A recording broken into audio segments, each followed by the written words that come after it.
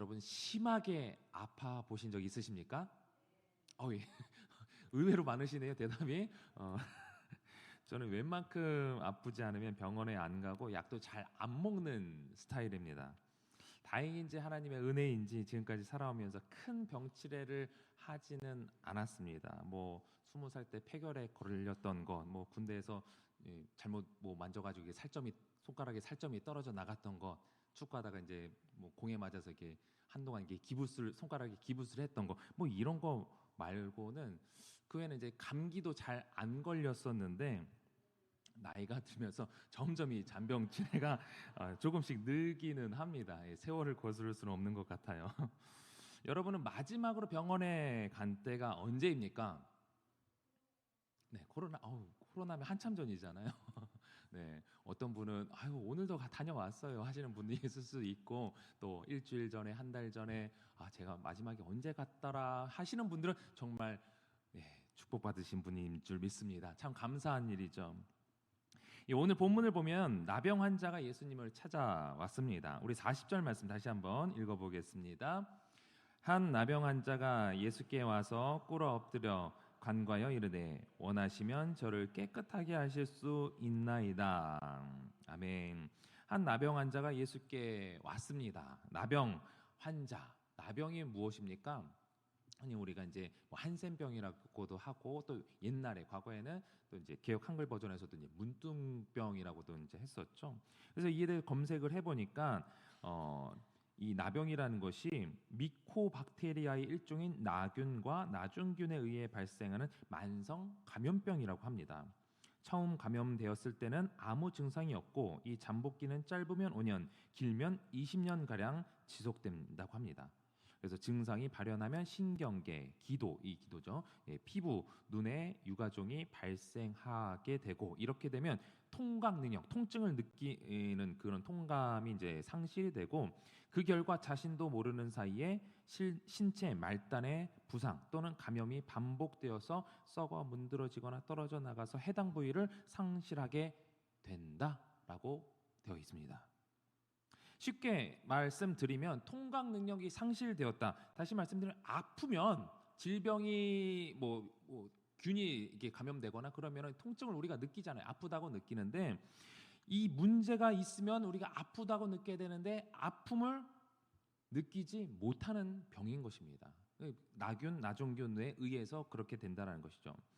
겉으로 보면 분명히 이게 뭐 문제가 있고 썩어 들어가는 거 있고 문제가 있는 것처럼 보이는데, 통증을 못 느끼니까 심각성을 알지 못하고 그러는 사이에 자기도 모르게 막 쓰다가 이 지체에 손상이 생기는 것이죠. 우리가 기쁜 일이 생길 때 또 환하게 웃으며 기뻐할 수 있다는 것, 또 슬픈 일이 생길 때 눈물이 나며 슬퍼할 수 있다는 것과 마찬가지로 우리에게 고통이 느껴질 때 아파할 수 있다는 것은 참으로 감사한 일입니다. 병원 가셨죠? 왜 가셨습니까? 아프니까. 아프니까 병원 갔습니다. 도저히 나 혼자로서는 이것을 해결할 수 없으니까 이 통증 때문에 병원에 간 것이죠. 몸의 이상을 느끼고 치료의 필요성을 알고 병원에 가야 한다는 것을 인식했기 때문에 우리가 병원을 간 것입니다. 그렇게 되면 병원에 가서 치료가 될 확률이 높아지죠. 제가 예전에 그 장 쪽에 통증을 느낀 적이 있었습니다. 그래서 말씀드렸잖아요. 잘 병원에 안 간다고. 그러다가 이걸 한참 참으니까 한 일주일 가는 거예요. 그러니까 뭔가 이상이 있나 보다 해가지고 통증이 반복이 돼서 결국 이제 병원에 갔습니다. 다행인지 다행이 아닌 것인지 의사 선생님은 이제 진찰해 보더니 별거 아니다라고 말씀을 하시면서 이제 약을 처방해 주셨습니다. 근데 여전히 이게 더부룩한 거예요. 아픈 거예요.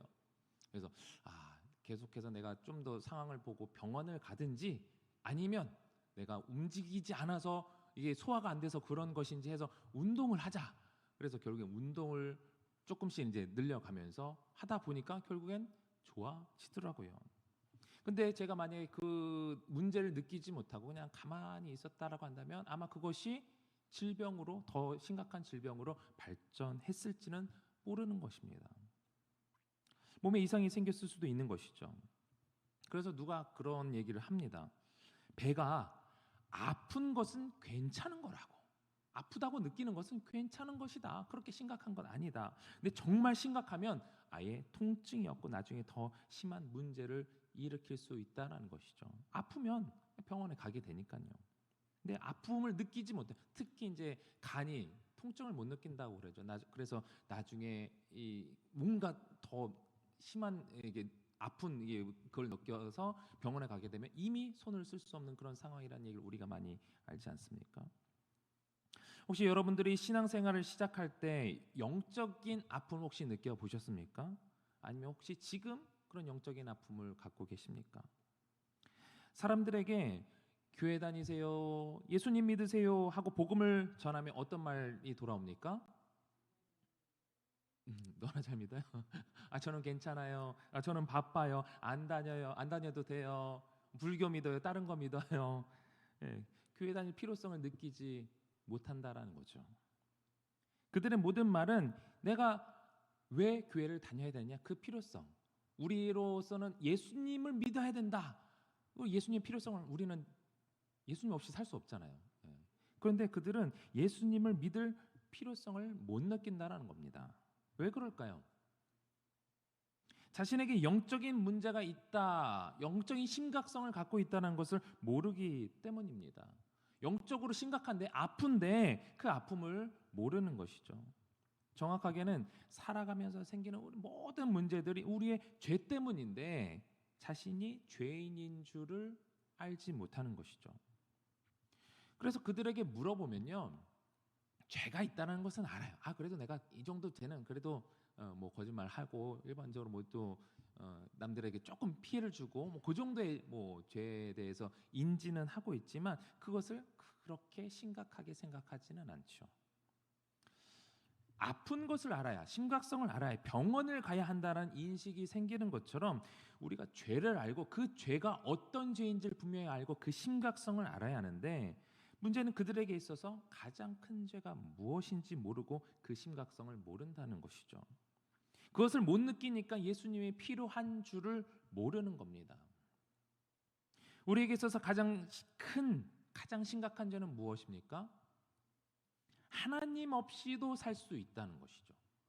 하나님 없이도 내 힘만, 내 능력으로만, 내 부만, 내 명예만 있으면 살아갈 수 있다라고 생각하는 거예요. 그게 가장 큰 죄예요. 하나님 없이도 그게 아담이 지었던 죄이죠. 저는 어렸을 때 한 3학년쯤으로 이제 생각이 되는데 이 짧은 시간에 가출을 한 적이 있습니다. 초등학교 3학년 때. 네, 일찍 성숙해서 그랬는지 모르겠는데 정확히 기억은 나지 않지만 지속적인 하지 말라고 하셨던 어머니의 그 말씀을 제가 어기고 또 반복해서 죄를 잘못을 했던 것 같아요. 그러니까 그거에 대해서 내가 잘못했다는 것을 알고 아 이것이 당연히 어머니께 들통날 거라는 것을 확신하니까 어떻게 합니까? 집에 안 들어갔어요. 혼나니까 크게 혼날 걸 아니까 이번에는 죽도록 맞을 걸 아니까 안 들어가는 거예요. 그래가지고 아 이번에 걸리면 끝장이다라는 생각이 드니까 집에 들어갈 수 없었던 겁니다. 집에 들어가면 따뜻하고 따뜻한 밥을 먹을 수 있고 평안하게 쉴 수 있지만 내 잘못 때문에 잘못한 게 있으니까 그러질 못하고요.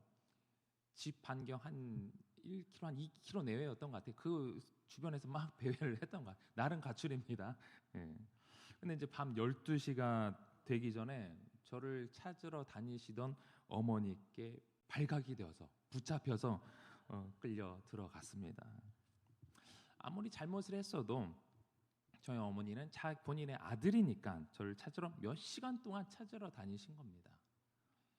저도 집 근처에서 아주 멀리 있었던 것은 아닌 것을 보면은 아마도 내가 차라리 그냥 발각되어서 그냥 끌려 들어가는 게 낫겠다 싶었던 것 같아요. 한나절 돌아다녀 보니까 어린 나이잖아요. 초등학교 3학년이면. 근데 이렇게 애타게 찾으시는 부모님을 외면하고 제가 정말 작정하고 집을 떠났더라면 아마 나쁜 사람에게 붙잡혀서 끌려갔거나 저는 아마 말로 할 수 없는 수많은 고생을 하고 있지 않았을까 생각이 됩니다. 잡혀 들어갔으니까 참 감사한 일이죠.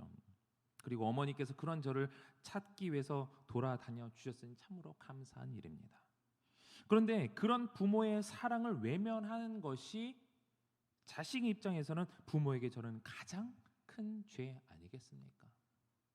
그렇게 어찌됐든 이 아들을 찾아야 되겠다는 그 부모의 마음을 외면하고 발각이 됐을 때 내가 잡혀들면 혼난다 해가지고 또 도망가면은 더 되돌이킬 수 없었겠죠. 많은 사람들이 영적으로 하나님 없이 살 수 있다고 자기 힘이 최고라고 생각하면서 살아가고 있습니다. 커가면 커갈수록 제가 초등학교 3학년이었으면 앙정이지 아마 20살이 되고 뭐 고등학교 되고 20살이 되고 그랬으면 내가 그래도 뭐라도 할 수 있지 하면서 더 멀리 나가지 않았을까 생각이 돼요. 하나님 없이는 우리는 결코 살아갈 수 없습니다. 그만큼 우리는 연약한 존재예요. 그럼에도 불구하고 우리는 우리의 연약함을 우리의 죄성을 깨닫지 못하고 자기 힘이 최고라고 생각하며 살아가고 있는 것 아니겠습니까? 그들은 자신에게 어떤 문제가 있는 것을 느끼고 살아가면서 아프지만 아파도 왜 아픈지 정확한 진단을 내릴 수 없는 것입니다. 어디가 아픈데 돌팔이 의사에게 비전문적인 의사에게 가면 어떻습니까?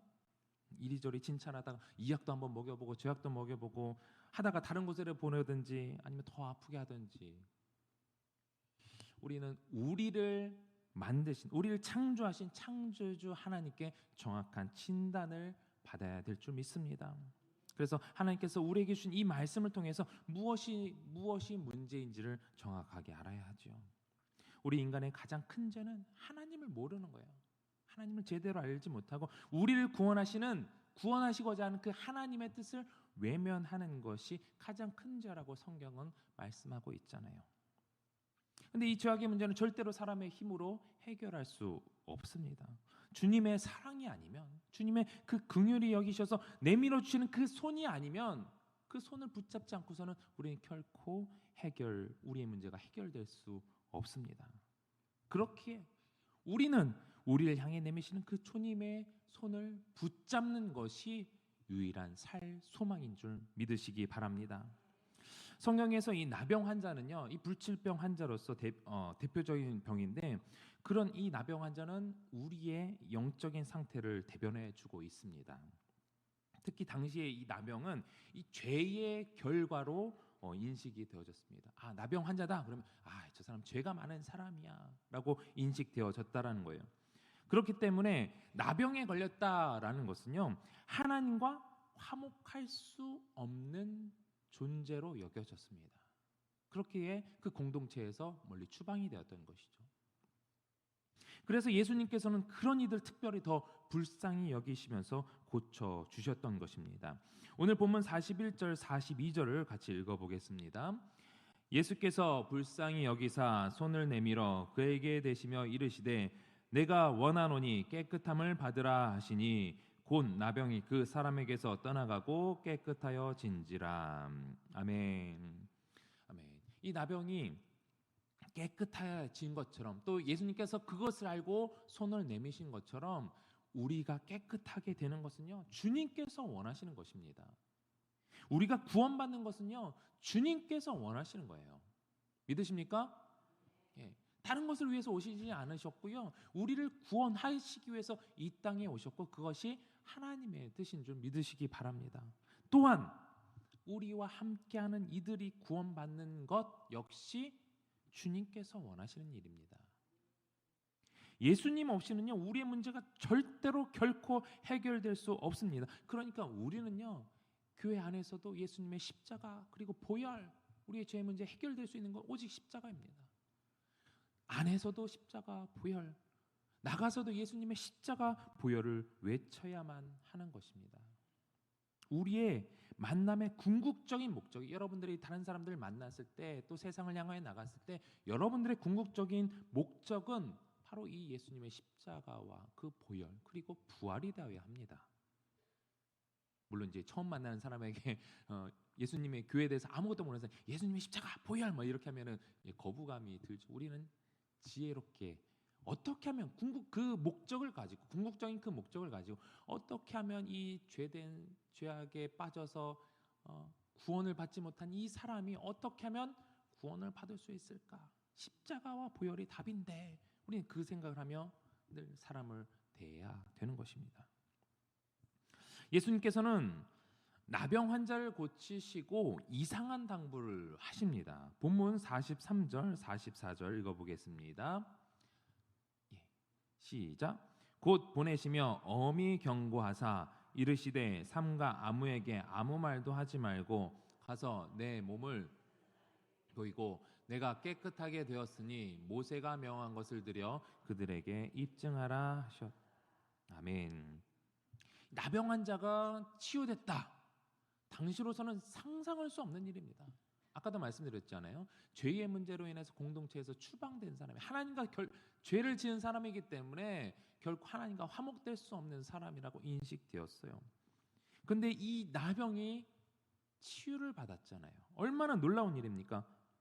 그런데 이 일을 제사장 외에는 아무에게도 말하지 말라는 거예요. 제사장에게는 이 사람이 나병이 다 치료받았습니다. 더 이상 구별될 필요가 없이 다시 이 공동체 안으로 들어와서 살 수 있습니다라는 것을 이 정상적인 삶을 위해서 이 사람이 거쳐야 될 절차예요. 근데 그거 외에는 아무에게도 말하지 말라는 거예요.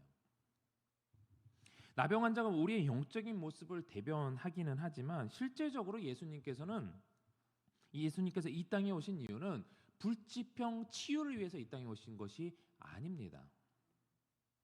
그렇게 나병을 치유받는 사람이 나가서 본인의 경험담을 얘기하지 않겠습니까?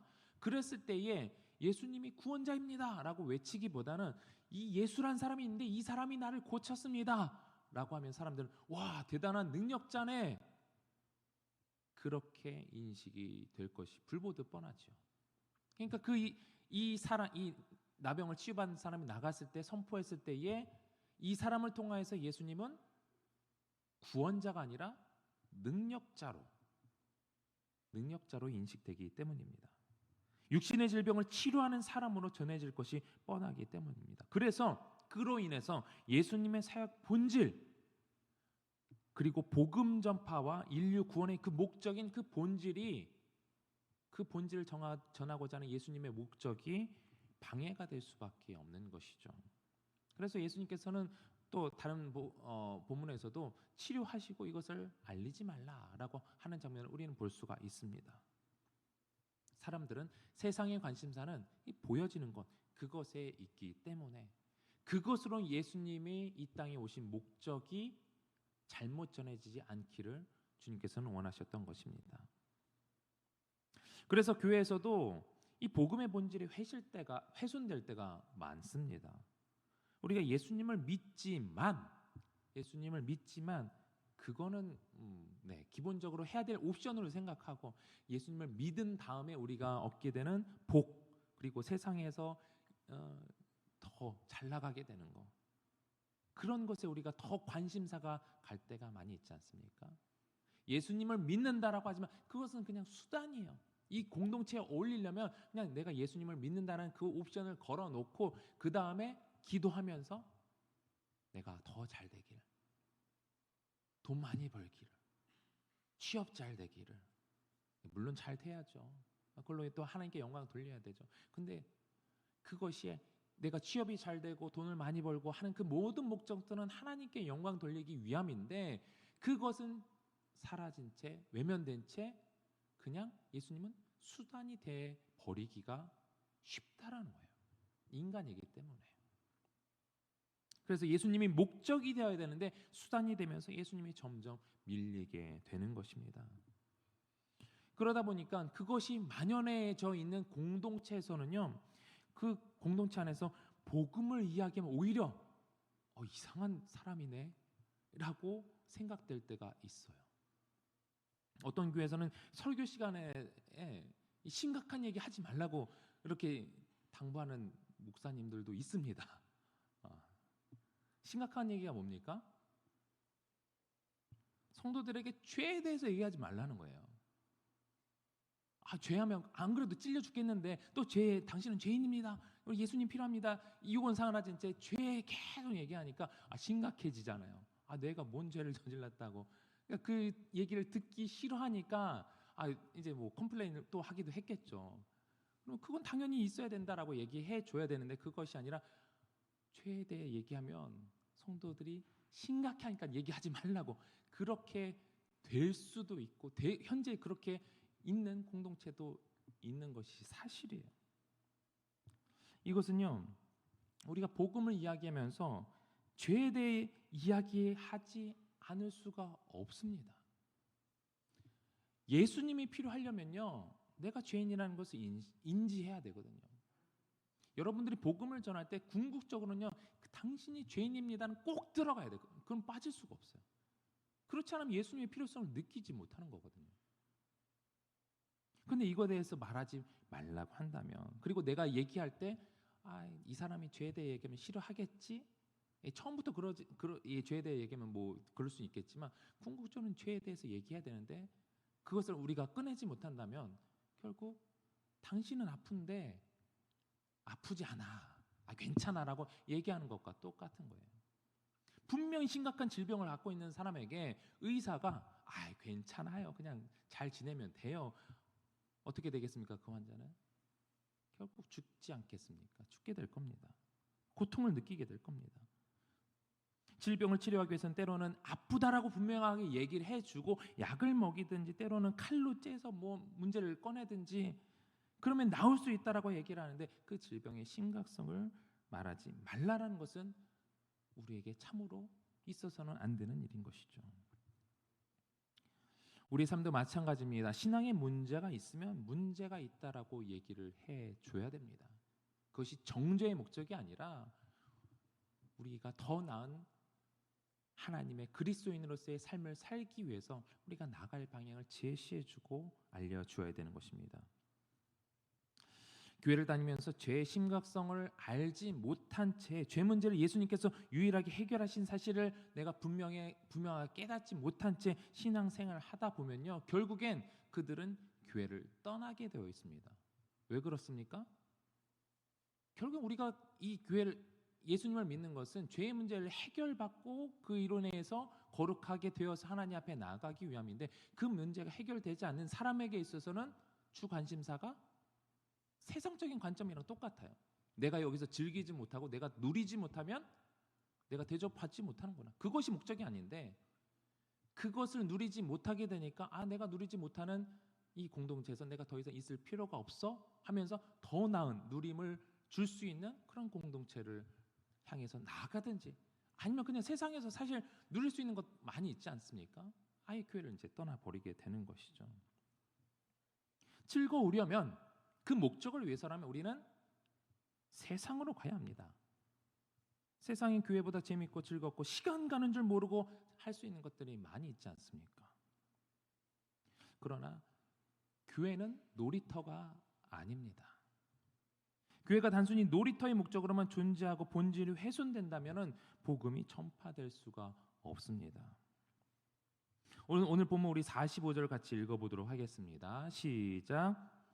그러나 그 사람이 나가서 이 일을 많이 전파하여 널리 퍼지게 하니 그러므로 예수께서 다시는 드러나게 동네에 들어가지 못하시고 오직 바깥 한적한 곳에 계셨으나 사방에서 사람들이 그에게 나오더라. 아멘.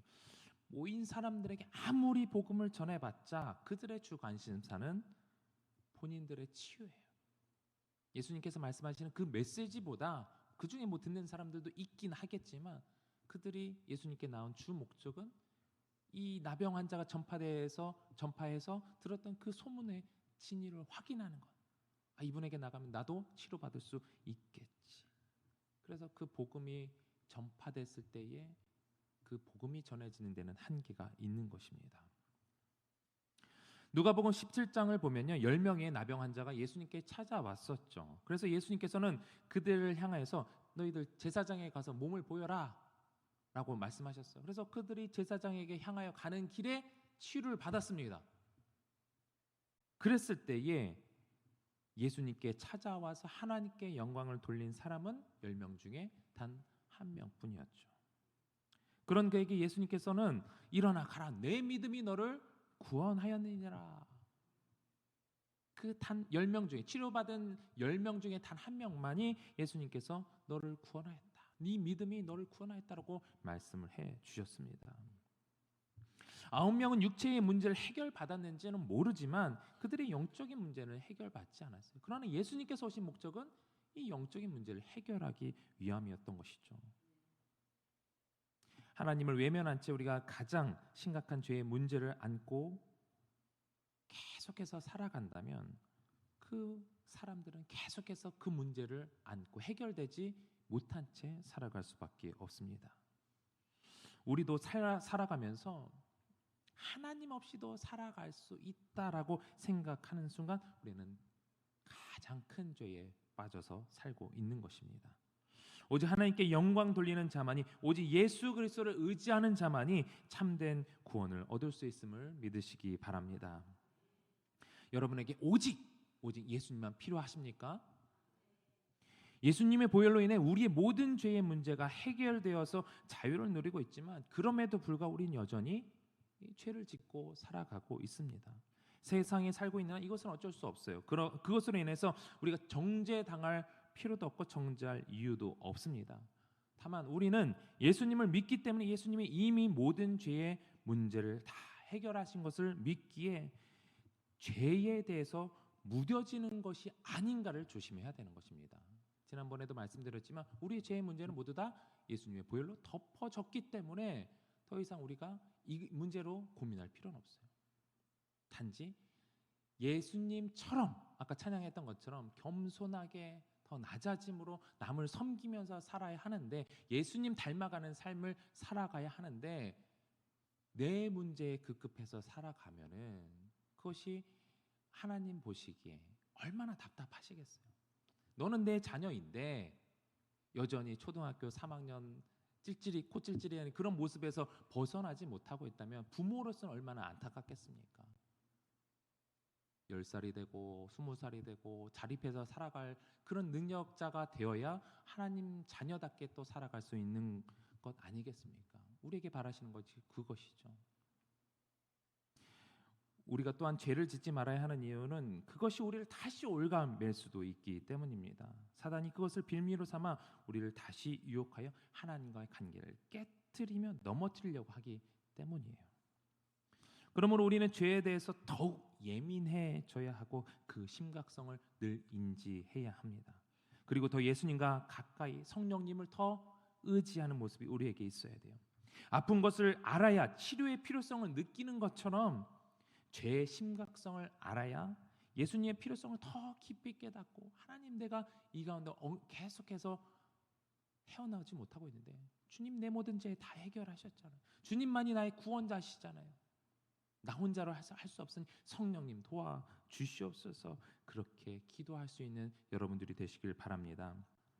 우리가 단지 예수 그리스도의 그 십자가 승리로 생명을 내가 얻었다라고 끝난 것으로 생각한다면 예수님께서는 그냥 부활하시고 너희도 똑같이 부활하게 될 거야, 너희들에게 생명이 있어 하고 그냥 바로 올라가시면 됩니다. 근데 그렇게 하시지 않으셨잖아요.